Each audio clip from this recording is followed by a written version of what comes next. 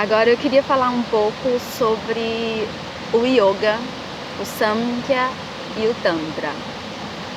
Por que isso é relevante? Levar tanto em conta a natureza. O Yoga é uma filosofia prática.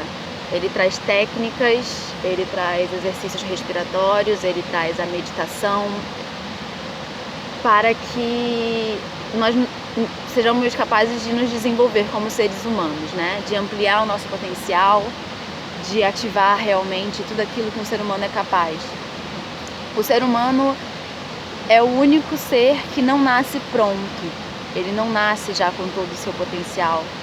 É aqui na Terra, vivenciando isso daqui e nos dedicando por opção, que nós conseguimos fazer florescer todos esses potenciais. E o Yoga ele vem para isso. Ele tem essa intenção de nos levar ao nosso máximo potencial de vitalidade, de energia, de visão, de conexão. Yoga, no fim das contas, significa união, integração. E é muito legal o quanto isso está chegando a muita gente está praticando, muita gente está se interessando, lendo a respeito. Mas eu acredito que a natureza foi a grande inspiradora. E a filosofia em que o yoga nasceu, ou floresceu, há mais de 5.000 anos, a filosofia que se vivia era uma filosofia Samkhya, naturalista. A sociedade reverenciava a natureza em si. A água que eles usavam para se banhar, para regar as plantas, para cozinhar, para beber. Essa água fazia parte deles, assim como toda água que nós bebemos faz parte da gente, está dentro do nosso corpo. A gente é água, nós temos água dentro de nós. Porém, quando a gente está longe e a nossa água vem de um cano ou em uma garrafa, nós não percebemos isso.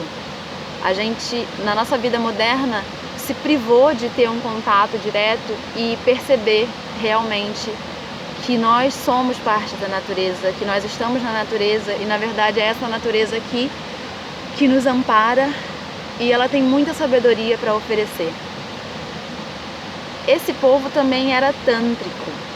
A filosofia o Tantra, ele era presente porque a mulher, ela era reverenciada, ela era respeitada, tudo aquilo que era feminino não era desprezado como é na nossa sociedade atual, em que a conexão com o invisível, a intuição, as emoções, a sensibilidade, tudo isso é mal visto. E isso não era mal visto, isso era acolhido e reverenciado.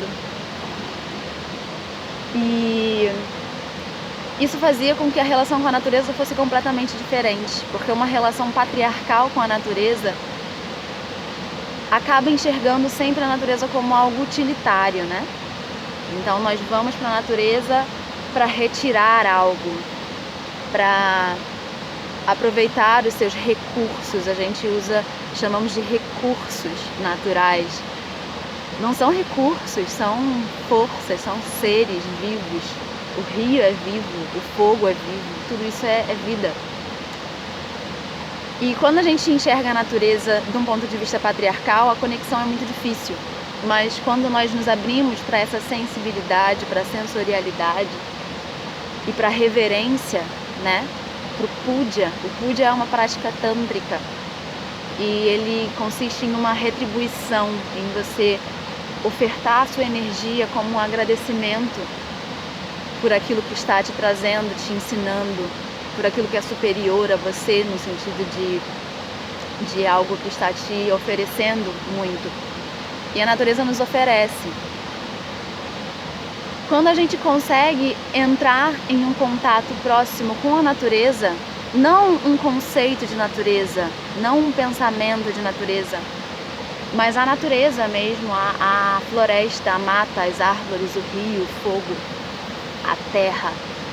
Quando a gente consegue fazer isso, E ao mesmo tempo, quando a gente abre o nosso coração para isso, quando a gente oferece e envia energia, nós descobrimos que a natureza é um mestre. Então, assim como nós numa prática de yoga fazemos um puja para o nosso mestre, é interessante começar a lidar com a natureza dessa forma, agradecendo, enviando energia, abrindo o coração, e aí sim a gente começa a perceber por que é que os Drávidas tiveram tanta sabedoria, como foi que eles entenderam o que é união e integração, o que é estar junto com a natureza, é ser um com a natureza. Você consegue fazer um nyasa, uma técnica de meditação de identificação, com um objeto na sua casa. Você consegue olhar para uma chama de uma vela e assimilar essas características dentro de você. Mas, para mim, na minha vivência, quando eu deixei de ser instrutora de yoga em uma escola, depois de eu me dedicar por anos completamente, mergulhando assim de cabeça e vivenciando praticamente só isso, só estudo do yoga, do samkhya e do tantra, mas dentro de uma cidade, né? Quando eu consegui começar a viver a vida, e eu não estava mais fazendo minhas práticas, porque quando eu deixei de ser instrutora, eu fui viajar.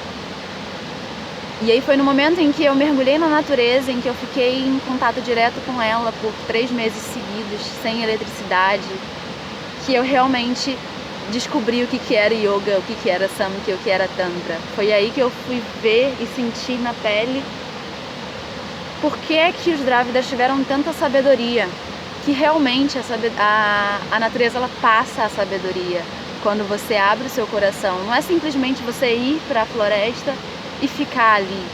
Não é simplesmente você ir morar do lado da natureza, né, inserido numa área rural. É a sua atitude e a sua relação com essa natureza que causa isso, que proporciona isso.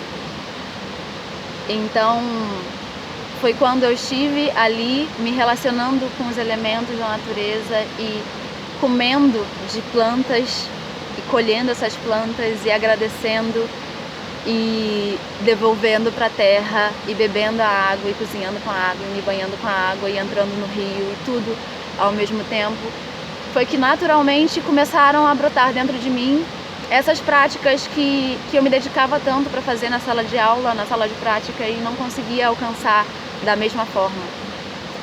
Por isso eu acredito que a natureza e a sensorialidade e uma vivência mais matriarcal, mais tântrica, é o que vai fortalecer o caminho do yoga, é o que vai permitir que a gente realmente entenda e vivencie o que é o yoga. Assim como eles, há 5.000 anos, vivenciaram na natureza. Estando numa cidade, você sim pode ter contato com a natureza. E é isso que eu quero passar, eu quero oferecer um momento de meditação em relação com essa natureza e em relação com a sensorialidade, com a sua pele, com o tato, com o aroma, com os sentidos todos.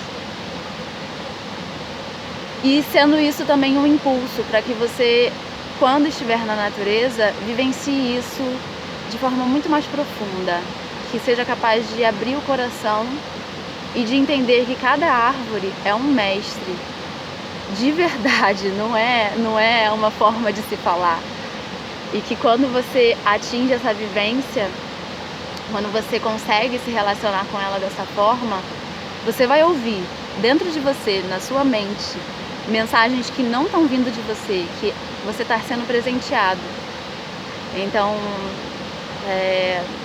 para mim é isso, né? Isso é o yoga, é você conseguir integrar não só as técnicas, mas a sua presença, a sua consciência de estar no presente, atento, a meditação, junto com a natureza e com o sensorialismo, com a sensorialidade, o matriarcado. E esse é o nosso presente para vocês. E que vamos sempre estar alimentando. E espero que essa mensagem chegue, que essa energia que nós estamos colocando, tanto nas meditações quanto nos produtos, que realmente chegue até você. Que não seja um produto, que seja um pedaço de natureza e de energia te ajudando a se conectar.